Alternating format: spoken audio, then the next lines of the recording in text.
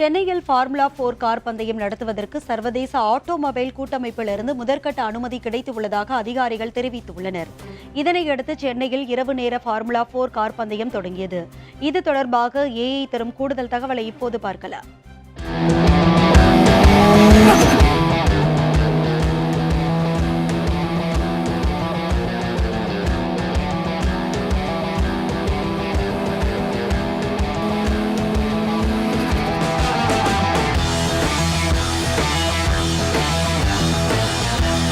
தெற்காசியாவிலேயே முதன்முறையாக இரவு நேர ஃபார்முலா 4 கார் பந்தயம் சென்னையில் பிரம்மாண்டமாக தொடங்கியுள்ளது. இதற்கு எத்தனை கோடி ரூபாய் செலவு செய்யப்பட்டுள்ளது, போட்டியில் எத்தனை கார்கள், எத்தனை வீரர்கள் பங்கேற்றுள்ளார்கள், என்னென்ன ஏற்பாடுகள் செய்யப்பட்டுள்ளன என்பது குறித்த பல்வேறு முழுமையான தகவல்களை இந்த செய்தி தொகுப்பில் பார்க்கலாம். தமிழ்நாடு விளையாட்டு மேம்பாட்டு ஆணையம் தனியார் நிறுவனத்துடன் இணைந்து இரவு நேர ஃபார்முலா 4 கார் பந்தயம் சென்னை தீவுத்திடலில் தொடங்கியுள்ளது. இப்போட்டி நாளையும் நடைபெறவுள்ளது.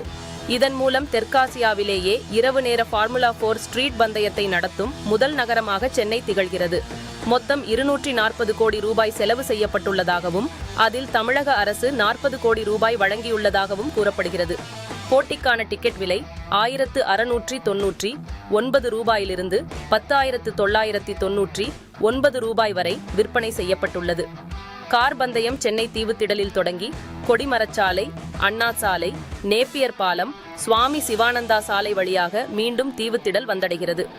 3.5 கிலோமீட்டர் சுற்றளவில் இந்த போட்டி நடைபெறவுள்ளது.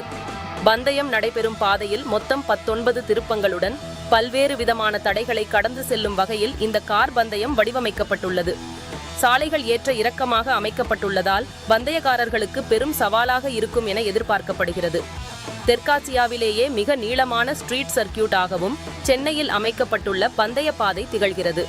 மேலும் போட்டியை காண 8000 பேர் அமரும் வகையில் ஆங்காங்கே பார்வையாளர் அரங்குகளும் அமைக்கப்பட்டுள்ளன. இத்தாலியில் தயாரிக்கப்பட்ட இன்ஜின் பயன்படுத்தப்பட்ட வுல்ஃப் ரேசிங் வகை கார்கள் பயன்படுத்தப்படுகின்றன. 1600 சிசி கொண்ட கார்கள் 240 கிலோமீட்டர் வேகத்தில் சீரிப்பாய காத்து கிடக்கின்றன. போட்டியில் தலா 4 வீரர்கள் கொண்ட 8 அணிகள் பங்கேற்கின்றன. அதில் 2 இந்தியர்கள், 2 வெளிநாட்டினர் பங்கேற்பார்கள் என்றும் குறிப்பாக ஒரு பெண் வீராங்கனை இருப்பார் என்றும் கூறப்பட்டுள்ளது.